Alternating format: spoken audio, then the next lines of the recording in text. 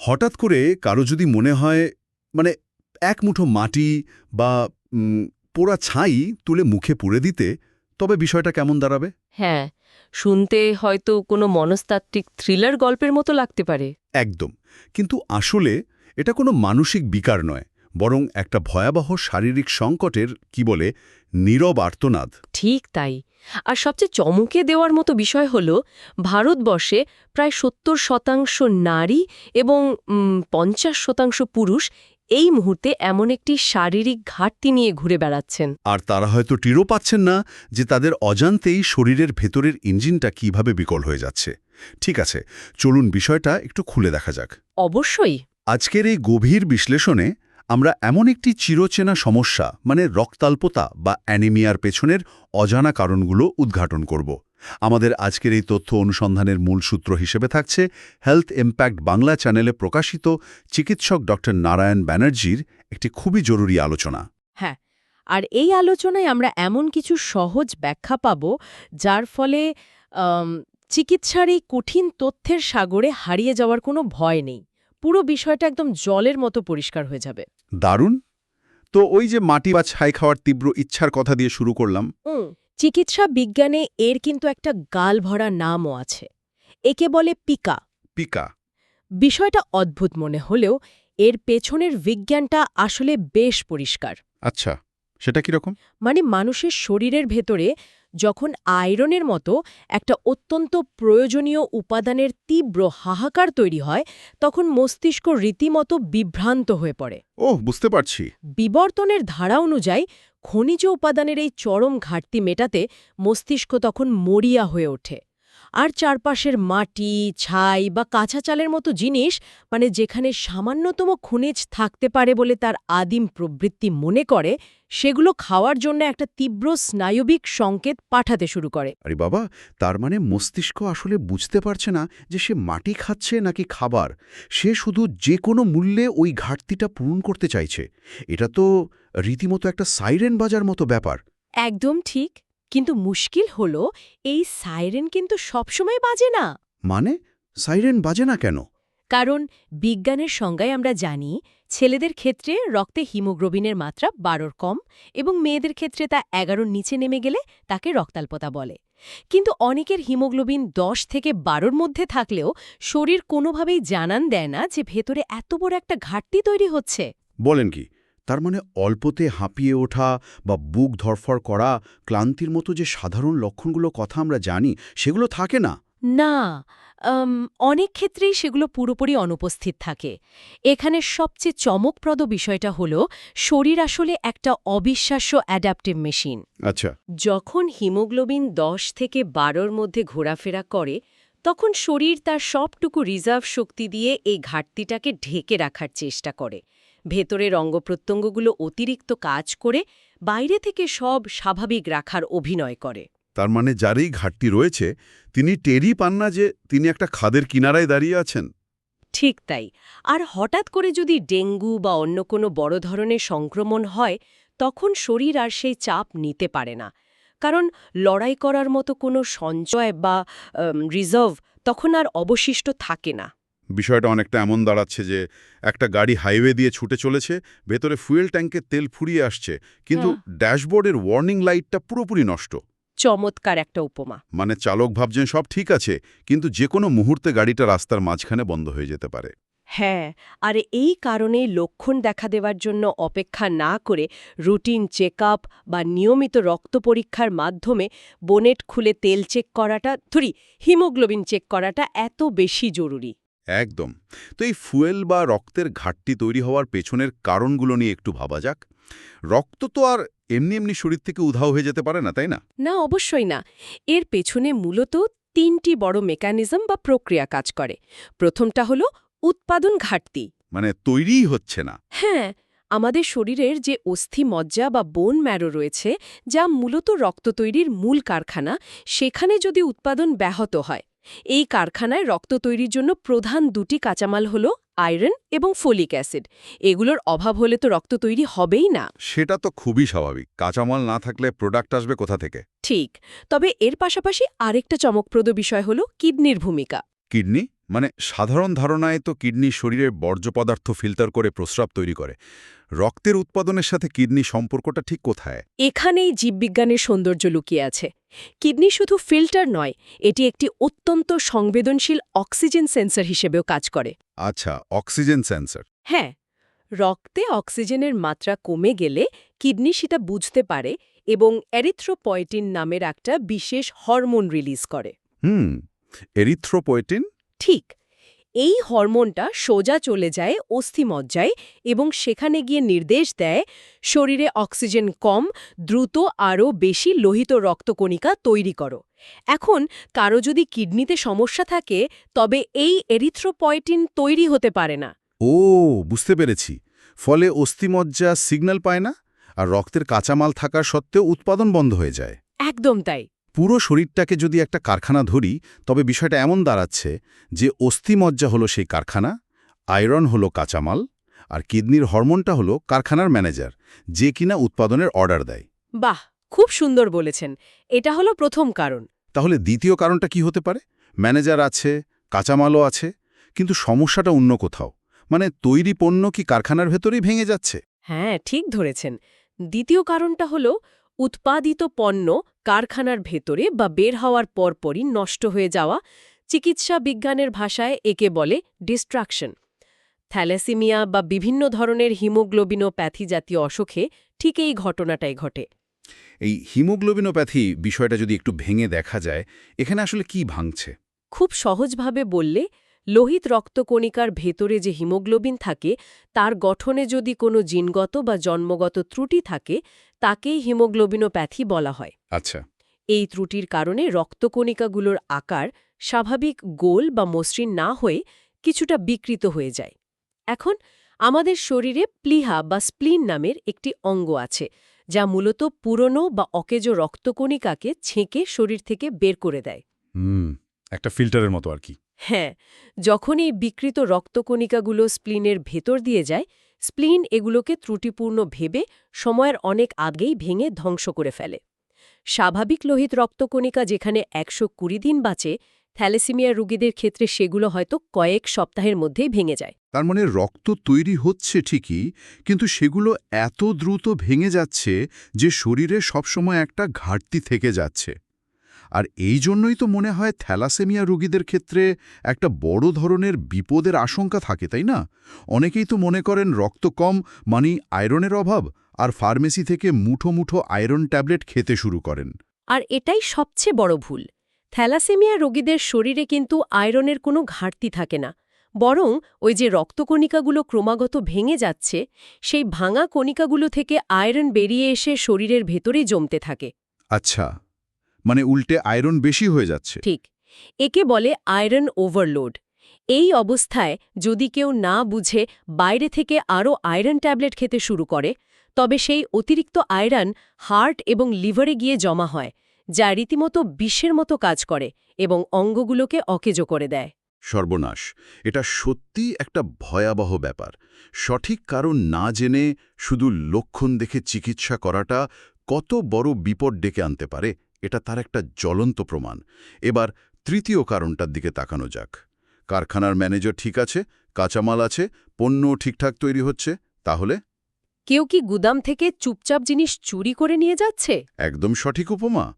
তৃতীয় কারণটি হল শরীর থেকে রক্ত বেরিয়ে যাওয়া বা লস হওয়া। নারীদের ক্ষেত্রে অনেক সময় হরমোনের ভারসাম্যহীনতার কারণে অতিরিক্ত ঋতুস্রাব হয়, যা এই ঘাটতির একটা বড় কারণ। এটা তো একটা পরিচিত সমস্যা। এছাড়াও পাইলস, ফিশার বা পেটে আলসারের মতো সমস্যা থাকলে প্রতিদিন একটু একটু করে রক্ত শরীর থেকে বেরিয়ে যেতে থাকে। মানুষ টেরও পায় না, কিন্তু মাসের পর মাস এভাবে রক্তক্ষরণ হতে থাকলে একসময় চরম রক্তশূন্যতা দেখা দেয়। কিন্তু এই তিনটি কারণের মধ্যে চিকিৎসকের মতে প্রায় ৯০% ক্ষেত্রেই রক্তাল্পতার প্রধান কারণ হল আয়রনের অভাব, মানে ওই কাঁচামালের অভাব। হ্যাঁ, একদম। ৩ বেলা নানা রকম খাবার খাচ্ছি, সেই খাবারে আয়রনও থাকছে। তাহলে এই আয়রন যাচ্ছে কোথায়? শরীর কেন তা নিতে পারছে না? এই প্রশ্নের উত্তর খুঁজতে গেলে আমাদের দৈনন্দিন জীবনযাত্রার একটা অত্যন্ত প্রচলিত এবং আপাতদৃষ্টিতে নিরীহ অভ্যাসের দিকে আঙুল ওঠে। নিরীহ অভ্যাস, সেটা আবার কি? অভ্যাসটি হল প্রতিদিন সকালে ঘুম থেকে উঠে খালি পেটে একটা করে অম্বল বা গ্যাসের ওষুধ, যাকে আমরা অ্যান্টাসিড বলি, সেটা খেয়ে ফেলা। হ্যাঁ, আধুনিক জীবনে এটা তো অনেকের কাছেই দাঁত মাজার মতো একটা রুটিনে পরিণত হয়েছে। ঠিক বলেছেন। কিন্তু এই রুটিনটাই নীরবে আমাদের শরীর থেকে আয়রন শুষে নেওয়ার ক্ষমতা নষ্ট করে দিচ্ছে। দাঁড়ান, অ্যান্টাসিডের সাথে আয়রনের এই শত্রুতার পেছনের রসায়নটা আসলে কি? একটা গ্যাসের ওষুধ কিভাবে রক্তাল্পতা তৈরি করতে পারে? পুরো ব্যাপারটা নির্ভর করে পাকস্থলীর অ্যাসিডিক পরিবেশের উপর। আমরা খাবার থেকে যে আয়রন গ্রহণ করি তা মূলত ফেরিক বা Fe3+ স্টেটে থাকে। আচ্ছা, 3+। হ্যাঁ, কিন্তু আমাদের অন্ত্র বা ইন্টেস্টাইন এই ফেরিক আয়রনকে সরাসরি শোষণ করতে পারে না। ইন্টেস্টাইন কেবল ফেরাস বা Fe2+ আয়রনকেই শোষণ করতে পারে। মানে 3+টাকে 2+ হতে হবে আগে। ঠিক তাই। এখন প্রশ্ন হলো, এই রূপান্তরটা করে কে? এই কাজটা করে আমাদের পাকস্থলীতে থাকা হাইড্রোক্লোরিক অ্যাসিড। যখন কেউ প্রতিদিন সকালে অ্যান্টাসিড খায়, তখন পাকস্থলীর সেই প্রাকৃতিক অ্যাসিডিক পরিবেশটা সম্পূর্ণ নিষ্ক্রিয় বা নিউট্রালাইজ হয়ে যায়। ও, বুঝতে পারছি। মানে অ্যাসিড না থাকলে ওই Fe3+ আর 2+ হতে পারছে না। ফলে খাবার থেকে পাওয়া আয়রনটা শোষণের উপযোগী হচ্ছে না, আর সেটা শরীর গ্রহণ করতে না পেরে সোজা মলের মাধ্যমে বের করে দিচ্ছে। একদম নিখুঁতভাবে ধরেছেন। আমরা একদিকে আয়রনযুক্ত খাবার খাচ্ছি, আর অন্যদিকে সকালে একটা ওষুধ খেয়ে সেই আয়রন শোষণের পুরো রাস্তাটাই বন্ধ করে দিচ্ছি। হ্যাঁ, ঠিক তাই। এর পাশাপাশি আজকের দিনে অতিরিক্ত জাঙ্ক ফুড খাওয়া বা নিয়মিত অ্যালকোহল সেবনের যে প্রবণতা, সেটাও আমাদের পরিপাকতন্ত্রের ভেতরের দেয়ালে এক ধরনের প্রদাহ বা ইনফ্লেমেশন তৈরি করে। এই ইনফ্লেমেশন শুধু আয়রন নয়, ভিটামিন B12 শোষণেও বড় ধরনের বাধা হয়ে দাঁড়ায়, যা রক্ত তৈরির আরেকটা অন্যতম কাঁচামাল। এই খাদ্যাভ্যাসের কথা যখন এলোই, তখন বাজারে প্রচলিত কিছু মিথ বা ভ্রান্ত ধারণা নিয়ে একটু আলোচনা করা প্রয়োজন। সাধারণ মানুষের মধ্যে একটা বদ্ধমূল ধারণা আছে যে রক্ত কমে গেছে শুনলেই প্রচুর পরিমাণে বেদানা বা ডালিম খেতে হবে। লাল রঙের ফল মানেই মনে হয় সেটা সরাসরি রক্ত তৈরি করবে। আসলে কি বিষয়টা এতই সোজা? না, না, ফলের রঙের সাথে রক্ত তৈরির কোনো সরাসরি সম্পর্ক নেই। বেদানায় কিছু পুষ্টিগুণ অবশ্যই আছে, কিন্তু শুধুমাত্র বেদানা খেলেই জাদুর মতো রক্ত বেড়ে যাবে, এটা একটা প্রচলিত মিথ। আচ্ছা, তাহলে আসল সত্যিটা কি? আয়রনের ঘাটতি মেটাতে অনেক বেশি কার্যকর হল খেজুর। খেজুরে প্রচুর পরিমাণে আয়রন থাকে, কিন্তু এখানেও একটা বড় বিপদ লুকিয়ে আছে। বিপদ? খেজুরে আবার কিসের বিপদ? খেজুরের শর্করার পরিমাণ বা গ্লাইসেমিক ইন্ডেক্স এত বেশি যে একজন ডায়াবেটিস রোগী যদি রক্ত বাড়ানোর আশায় প্রতিদিন প্রচুর খেজুর খেতে শুরু করেন, তবে তার সুগার লেভেল এমন পর্যায়ে পৌঁছাবে যা রক্তাল্পতার চেয়েও বড় সংকট তৈরি করতে পারে। ওরে বাবা! তাহলে নিরাপদ এবং কার্যকরী উপায় কি? দামি ফল বা বিদেশি সাপ্লিমেন্টের বদলে আমাদের হাতের কাছের সমাধানগুলোর দিকে নজর দেওয়া কি বেশি যৌক্তিক নয়? অবশ্যই যৌক্তিক। আমাদের উচিত পুরনো, দেশীয় এবং সহজলভ্য সুপারফুডগুলোর দিকে ফিরে তাকানো। যেমন ধরুন পালং শাক। পালং শাক। হ্যাঁ, পালং শাকে প্রচুর আয়রন থাকে, কিন্তু এটা খাওয়ার একটা বিশেষ নিয়ম আছে। শুধু সেদ্ধ করে খেলে পুরো আয়রনটা পাওয়া যায় না। পালং শাক সামান্য একটু গরম করে খাওয়ার আগে তার উপর যদি একটু লেবুর রস ছিটিয়ে নেওয়া যায়, তবে সেটা জাদুর মতো কাজ করে। লেবুর রসের ভূমিকাটা এখানে কি? ওই যে একটু আগে অ্যাসিডের কথা বলছিলেন, লেবুতে থাকা ভিটামিন সি বা অ্যাসকর্বিক অ্যাসিড কি সেই একই কাজ করে? একদম। লেবুর রসে থাকা অ্যাসকর্বিক অ্যাসিড ঠিক ওই কাজটাই করে। এটি শাকের আয়রনকে এমন একটা রাসায়নিক স্টেটে নিয়ে যায় যা আমাদের অন্ত্র খুব সহজেই শোষণ করতে পারে। বাহ, দারুণ তো! এছাড়াও আমাদের দেশীয় সবজি যেমন কচু, থোড়, মোচা, সজনে, এগুলোতে আয়রনের ভাণ্ডার লুকিয়ে আছে। এগুলো আমাদের নিজস্ব মাটির ফসল এবং শরীরের সাথে খুব সহজেই মানিয়ে যায়। আর একটা কথা না বললেই নয়, অনেকেই ভাবেন দুধ খেলে সব পুষ্টি পাওয়া যায়, কিন্তু দুধে আয়রনের পরিমাণ প্রায় 0। বলেন কি, দুধে আয়রন নেই? না, প্রায় নেই বললেই চলে। তাই শুধু দুধের ওপর নির্ভরশীল হয়ে থাকলে আয়রনের ঘাটতি কোনোদিনই মিটবে না। তার মানে রান্নাঘরের একটু কৌশল পরিবর্তন করলেই অনেক বড় সমস্যার সমাধান করা সম্ভব। কিন্তু এমন তো হতেই পারে যে খাদ্যাভ্যাস দিয়ে ঘাটতি পূরণ হচ্ছে না। তখন তো চিকিৎসকের পরামর্শে ওষুধের দিকে যেতেই হয়। এই ওষুধের জগতেও কিন্তু একটা অদ্ভুত অর্থনীতি কাজ করে। হ্যাঁ, এই অর্থনীতিটা সত্যি চমকে দেওয়ার মতো। আয়রনের ঘাটতি মেটাতে সবচেয়ে সাধারণ এবং কার্যকর ওষুধ হল ফেরাস সালফেট ট্যাবলেট। আচ্ছা। সরকারি হাসপাতাল বা স্বাস্থ্যকেন্দ্রগুলোতে এটি একেবারে বিনামূল্যে দেওয়া হয়। আর বাজারের কথা বললে এই ট্যাবলেটের দাম বড়জোর 20 পয়সা। মাত্র 20 পয়সা। যেখানে আজকাল একটা সামান্য লজেন্সের দামও 1 টাকা, সেখানে এত বড় একটা শারীরিক সমস্যার সমাধান মাত্র 20 পয়সায় পাওয়া সম্ভব? হ্যাঁ, সম্ভব। কিন্তু আমরা যদি বৃহত্তর প্রেক্ষাপটে বিষয়টা দেখি, ফার্মাসিউটিক্যাল কোম্পানিগুলোর ব্যবসায়িক কৌশলের কারণে এই 20 পয়সার ওষুধের চেহারা অনেক সময় বদলে যায়। বাজারে দেখা যায় এই সাধারণ আয়রনের সাথে অপ্রয়োজনীয় কিছু উপাদান, যেমন কপার বা জিঙ্ক মিশিয়ে সেটিকে অত্যন্ত আকর্ষণীয় মোড়কে 15 বা 16 টাকায় বিক্রি করা হচ্ছে। অথচ এই কপার বা জিঙ্ক আয়রনের অভাব পূরণে আদৌ কোনো ভূমিকা রাখছে না। কোনো ভূমিকাই নেই, বরং এই অপ্রয়োজনীয় উপাদানগুলো যোগ করার ফলে ওষুধের দাম এতটাই বেড়ে যায় যে সাধারণ নিম্ন বা মধ্যবিত্ত মানুষের পক্ষে টানা 3 থেকে 6 মাস এই ওষুধ কিনে খাওয়াটা একটা বড় অর্থনৈতিক বোঝা হয়ে দাঁড়ায়। তা তো বটেই। যেখানে মূল কাজটাই ওই 20 পয়সার ফেরাস সালফেট একাই করতে সক্ষম, সেখানে অতিরিক্ত দামের কারণে অনেকেই মাঝপথে ওষুধ খাওয়া বন্ধ করে দেন।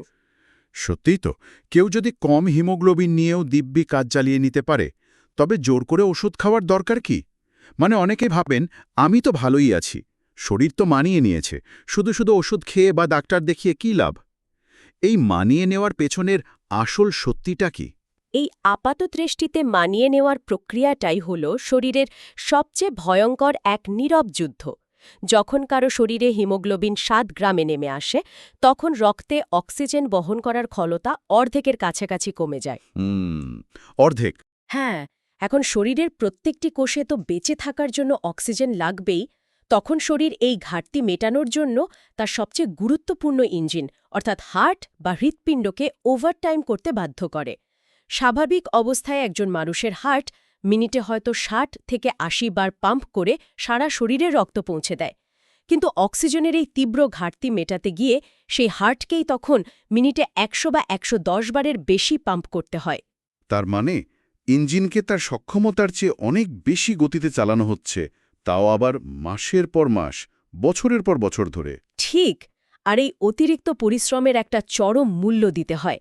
দীর্ঘমেয়াদে এভাবে চলতে থাকলে হার্টের পেশিগুলো ক্রমশ মোটা এবং দুর্বল হতে শুরু করে।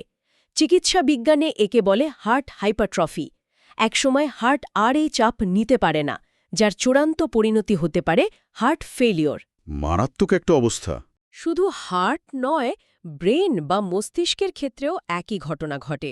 ব্রেনে যদি দীর্ঘ সময় ধরে পর্যাপ্ত অক্সিজেন না পৌঁছায়, তবে ধীরে ধীরে মনোযোগ কমে যায়, স্মৃতিশক্তি দুর্বল হতে শুরু করে এবং কোনো একটা কাজে লম্বা সময় ফোকাস করা অসম্ভব হয়ে দাঁড়ায়।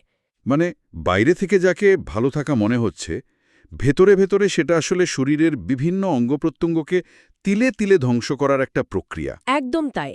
একটি 20 পয়সার ওষুধ বা একটুখানি খাদ্যাভ্যাসের পরিবর্তনকে অবহেলা করলে তার জন্য কতটা চড়া মূল্য চোকাতে হয়, এটা ভাবলে সত্যিই শিউরে উঠতে হয়।